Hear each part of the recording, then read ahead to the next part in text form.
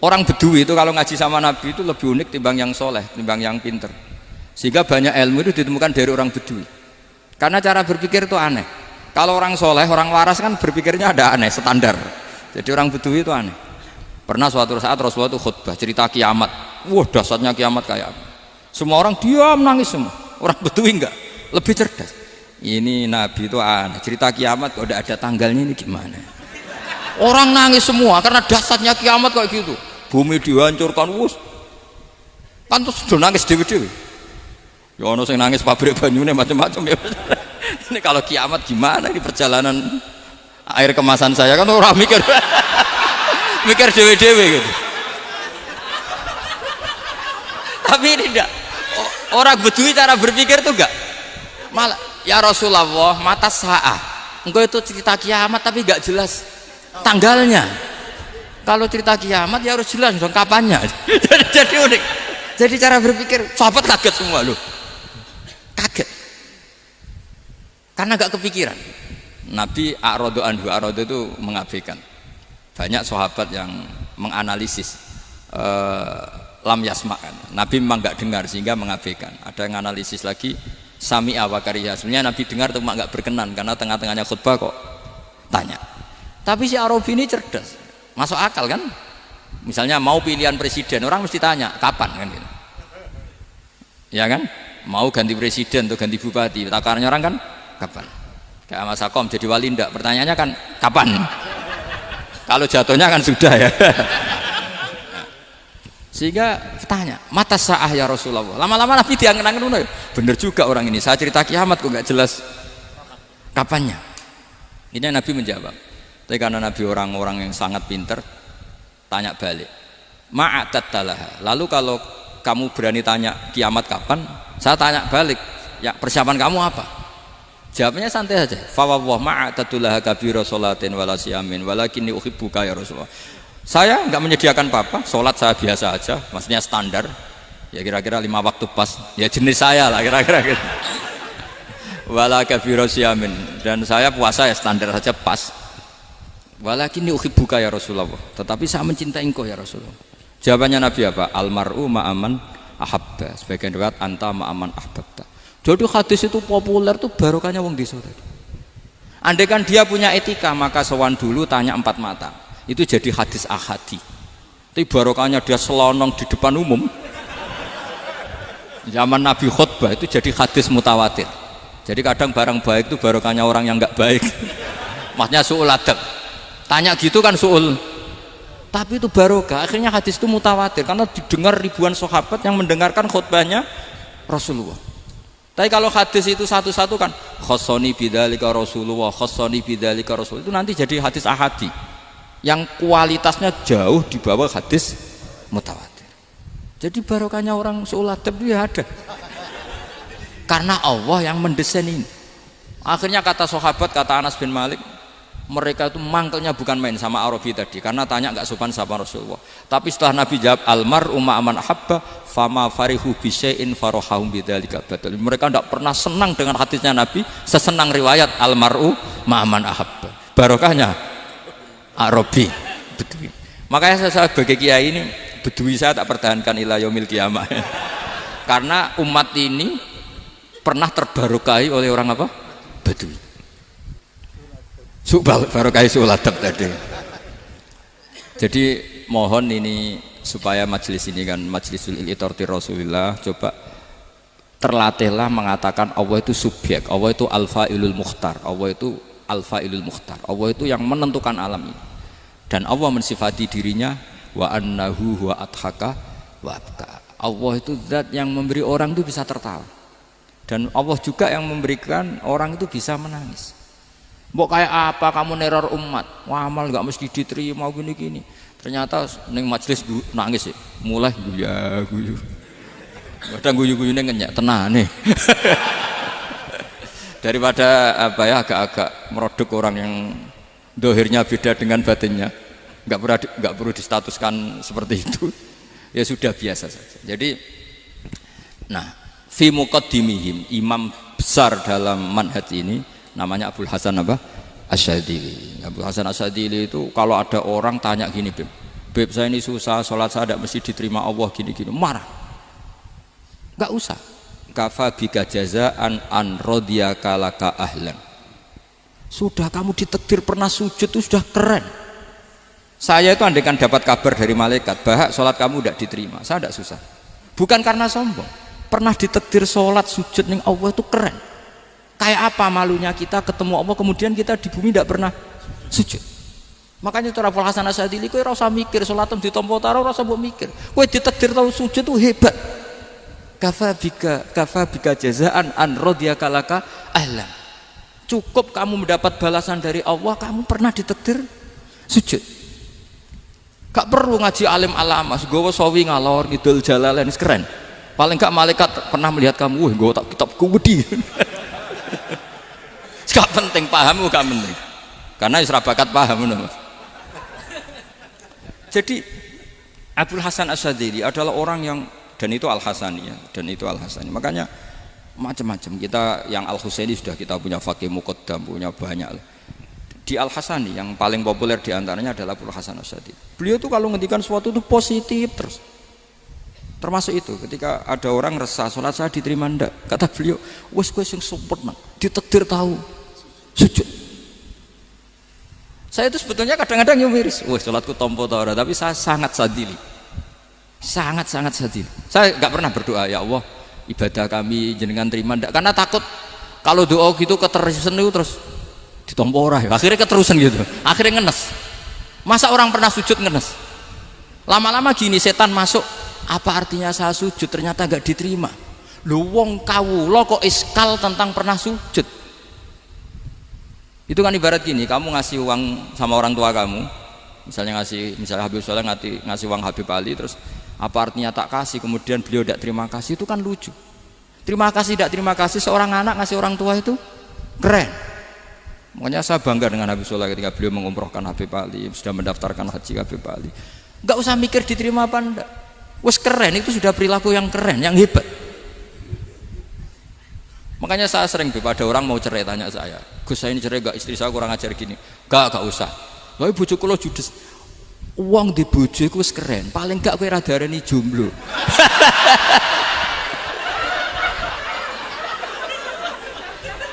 Diarani duda ora enak. Wis luwe sabar ndi diarani duda mek diarani bojo judes. Enak bojo judes cek gagah. Di bojo lah. Oh, provokator itu. Jadi kafabika jazaan an radiyaka laka ahlan, sudah ditakdir pernah sujud itu sudah keren. Dulu ulama ala hadan nampak. Ulama dulu cara berpikir seperti itu. Makanya ulama dulu kalau nafsiri wasjud waqtarib sudah pernah sujud. Di Quran enggak pernah ada ayat wasjud lan sujudo sira ingkana kada wa kada ingkunta mutayakinan bikobuli sujudi. Kan ada sujud ya sujud saja, tidak usah mikir makbul apa tidak makbul. Sudah kalau sujud pasti waqtarib. Terus saya sebenarnya ya sebagai orang ya kadang wedi, sholatku ditompo ta ora. Tapi kalau keterusan nanti ada was-was yang mengatakan opo artine sholat. Lu tuh kan ngeri seorang hamba sing uripe ning bumine Allah kemudian menyoal pernah sholat hanya karena takut gak diterima. Itu kan geblek banget. Nah, saya jenis kiai yang di partai itu. Saya enggak tahu kalau keneng dikom. Sedih umat masa kamu gak ada keren iblis. Jadi nah nanti kalau misalnya ada manhajnya Habib Soleh yang tidak seperti itu tidak apa-apa, mungkin supaya orang nggak takabur, nggak fakhr, sehingga makanya mulai dulu lama itu ya partainya kalau nggak rojak ya khauf. Nah saya ini yang jelas terang-terangan ikut partai rojak saja, apa? Partai rojak, karena banyak yang sudah di partai khauf. Tapi saya rojak yang bil ilmi tadi. Makanya Sayyidina Umar radhiyallahu anhu itu yang namanya sama sujud. Saya itu punya kitab. Habib Soleh pernah tak tunjukin tulisan tangan saya. Muji-muji sujud. Sayyidina Umar ketika ditusuk seorang kila itu Majusi ya. Abu Lu'lu' terkenalnya itu. Itu Hulamul Mughirah terkenalnya. Ditusuk, dia sahabat, beliau sahabat, wali. Jadi nusuk Umar tuh kayak apa? Nusuk Mas Hakom aja dosa besar apalagi nusuk Umar. Itu ketika ditusuk, dia itu ya punya dendam, namanya manusia itu punya dendam. Artinya namanya orang kan mangkel sama yang nusuk. Kalau orang mangkel itu inginnya kan yang nusuk itu masuk neraka. Tapi apa kata Umar? Ngendikan gini, tanya pertama, yang nusuk saya siapa? Orang Majusi. Orang Majusi, Hulamul Mughirah. Alhamdulillah alladzi lam yaj'al maniyati biyadi rajulin lam yasjud laka sajdatan yuhaju biha indaka yaumal qiyamah. Saya itu senang Gusti, yang nusuk saya orang yang enggak pernah sujud sama jenengan. Jika kalau saya dendam supaya dia masuk neraka, saya enggak takut orang itu nuntut sama saya. Tapi kalau dia pernah sujud, pernah sholat, kemudian dia masuk neraka karena nusuk saya, kemudian dia berargumentasi, saya pernah sujud ya Allah, kenapa engkau masukkan neraka? Saya tidak berani jawab ya Allah, saking hormatnya sama yang namanya sujud. Jadi kamane dendamnya kesampaian cara Jawa ya. Dendam dengan tanda kutip ya, tidak makna semestinya. Jadi mangkel mbek sing nusuk nak mlebu neraka pantas wong ora tau sujud wae Gusti gitu. Tapi kalau pernah sujud kemudian dia masuk neraka karena saya, bisa yuhajuni biha yaumal qiyamah. Jadi kayak apa sujud? Saya apa? Nabi itu kalau muji sujud sampai ngingatkan wa hatta takuna sajdatul wahidatu khairan minad dunya wa ma fiha. Nanti kalau kamu di akhirat ketemu Allah, kenangan terbaik kita apa? Di dunia pernah sujud. Keren aja. Cara ning pondok wis tau bayar seharian lho. Cara sowan kiai tau ngamplopi Mas. Wis go jajan. Nah tapi kadang syaitan itu masuk tadi. Apa artinya sujud gak mesti ditompo, apa artinya sowan Habib ngaturi ra mesti ditompo, ngaturi kiai. Akhirnya ada ketakutan. Nah kalau ketakutan ini berlebihan lama-lama, ma faidatus sujud. Wah itu sudah buruk sekali, wong hamba kok tanya ma faidatus sujud.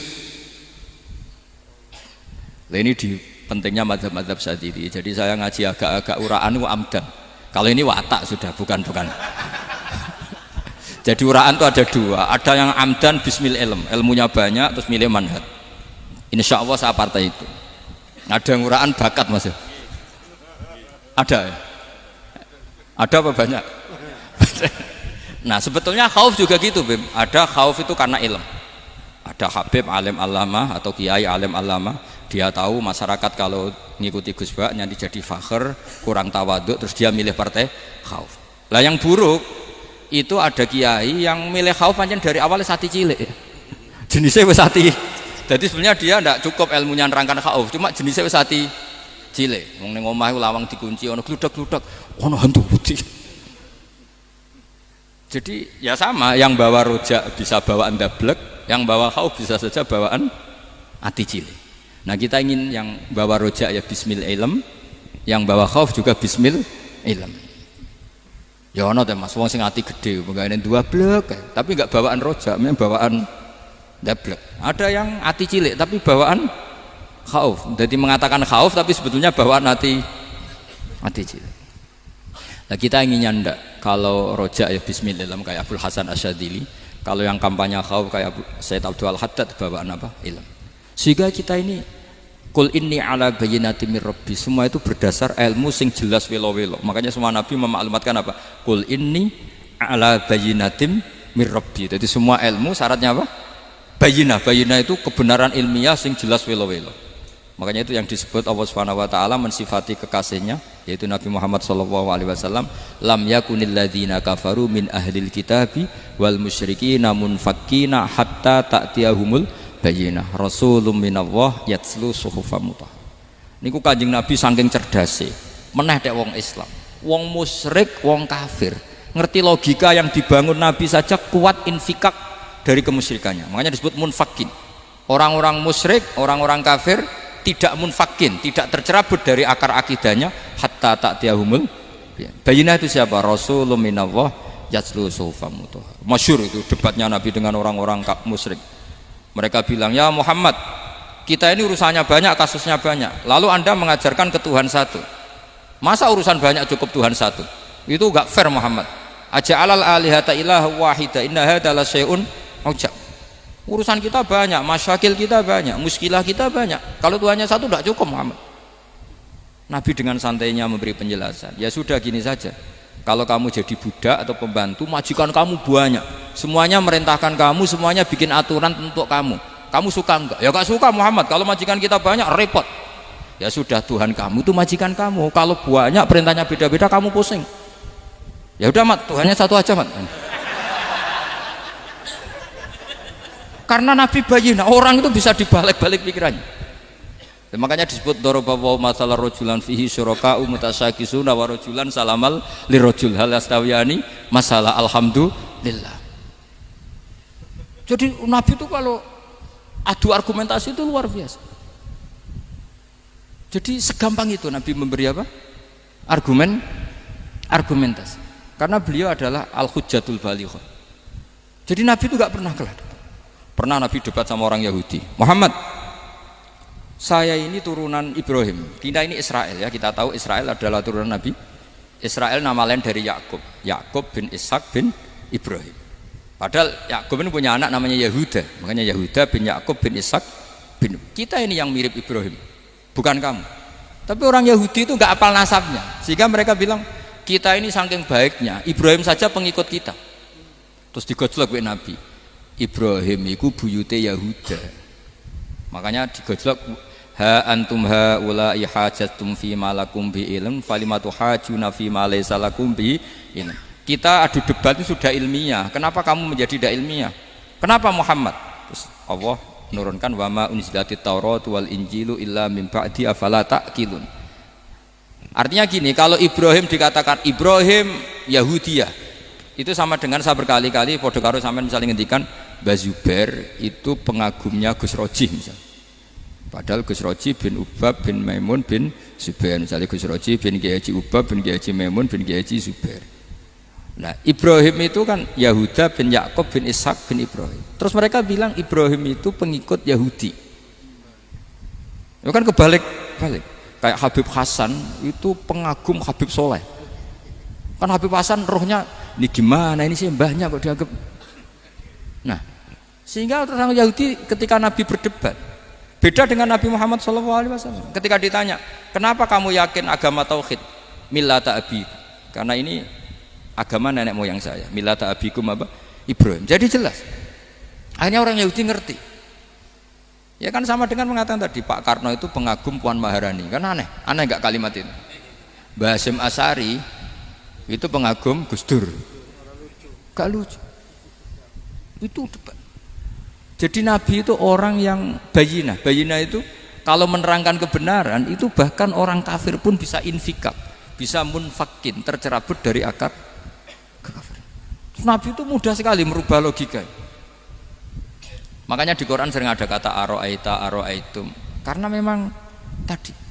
Nah saya mohon apapun pilihan anda rojak kayak Abdul Hasan Asadili tadi, ketika orang resah sujudnya diterima apa enggak, sholatnya diterima apa enggak, beliau bisa berargumentasi betapa pentingnya sujud. Wes aja kowe iku kawula, tahu sujud itu keren. Saman bayangkan betapa malunya kita kalau kita ketemu Allah kemudian di dunia enggak pernah. Lho paribasane kula mlebu swarga lah iku isin. Mlebu swarga tapi ning donya ora tahu isin. Sama seperti kowe di guru saurip-uripmu ora tahu salam templek isin.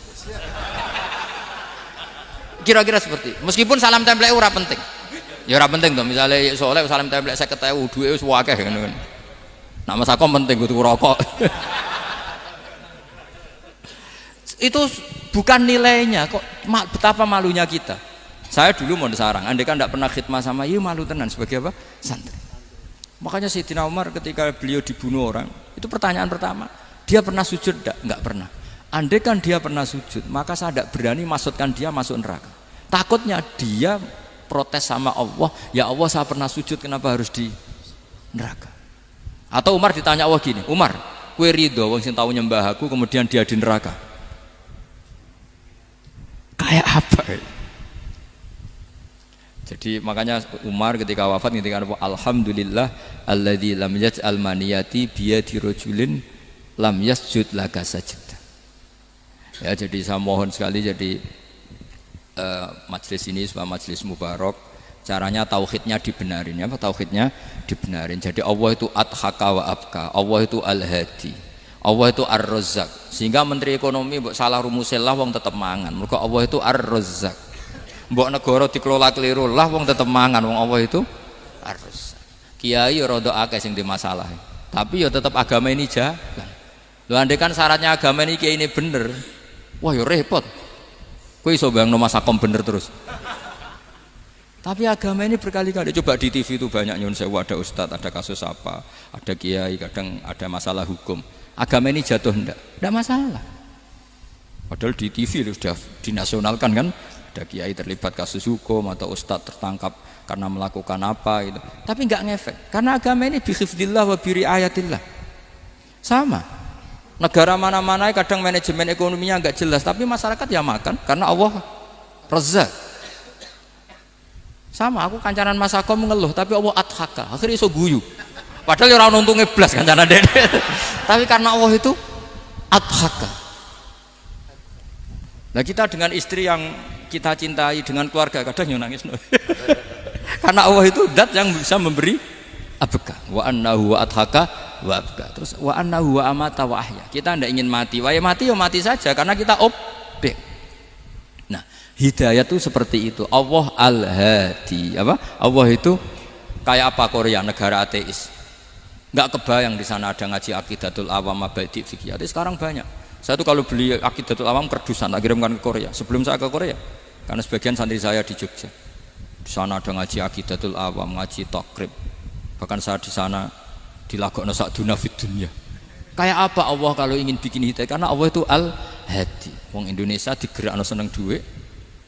Bareng wis seneng duit mau apa? Korea. Setelah di Korea tersiksa karena enggak ada tempat sujud. Akhirnya urunan. Segampang itu kalau Allah mengendaki. Itu enggak dibenem MUI, enggak dibenem.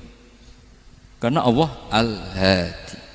Jadi saya mohon sekali tauhid ini dibenerin dulu. Allah tetap al-fa'ilul mukhtar, apa?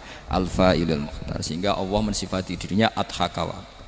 Mbok kamu bendung kayak apa, orang ngaji saya tetap guyu. Sekarang iso mbuli saya, oh Gus Bab ngaji tidak guyu. Allah yang memberikan guyu kamu itu. Andai kan sesuai status kamu, kowe ora ngarep guyu. Utang akeh, jatuh tempo, bojo ora percaya. Gede-gede ya, kayak paham. Ya jadi ini tak isyatkan jenengan, saya ini tadi bawa kitab Fathur Rahman di Thalibi Ayatul Quran, mau tak kasihkan hadiah ke saya Umar Hafid sebagai penyempurna karena beliau sudah Al-Husaini, semoga ini dapat barokahnya Al-Hasani. Ini dikarang oleh zurianya Abdus Salam bin Masis. Abdus Salam bin Masis adalah guru dari Abul Hasan apa? Asyadili. Jadi kita tahu Sahibul Hikam Ibnu Athaillah As-Sakandari muridnya Abul Abbas Al-Mursi. Beliau muridnya Abul Hasan Asyadili. Beliau muridnya Abdus Salam bin Masis. Yaitu alami zada ini min dzurriyyati Abdus Salam bin Masis. Jadi ini Al-Hasani. Jadi ini sudah klub karena mulai dulu ya tradisinya gitu. Banyak sahabaib ngaji barojak, bafadol. Nanti yang bafadol barojak yang ngaji Habib lagi. Seperti sanadnya Soleh di Sarang. Ya Soleh ngaji Mbah Mun. Tapi Mbah Mun ngaji Sayyid Alawi Sadat ya. Ngaji Sayyid Zaini Dahlan, nanti setelah Sayyid Zaini Dahlan ngaji Ajam lagi Usman Adim Yati. Jadi ya biasa mulai dulu silsilah ya seperti itu. Jadi seperti dulu Ibnu Abbas termasuk Qorobatu Rasulillah. Jadi dulu Qorobatu Rasulillah itu Bani Hasyim sama Bani Muttalib. Tapi kalau sekarang ya tentu para sadat, para habaib. Dulu biasa Ibnu Abbas ngaji ke Zaid bin Sabit. Itu Ibnu Abbas yang mencium tangannya Zaid bin Sabit. Tapi Zaid bin Sabit juga mencium tangannya Ibnu Abbas karena karobati Rasulullah Shallallahu Alaihi Wasallam. Jadi saya mohon semuanya itu insaf bil ilm, ya, insaf bil ilm. Kayak tadi munfakina hatta ta'tiyahumul bayin. Jadi bayinah itu orang yang kalau menerangkan itu memberi penjelasan sing jelas welo-welo.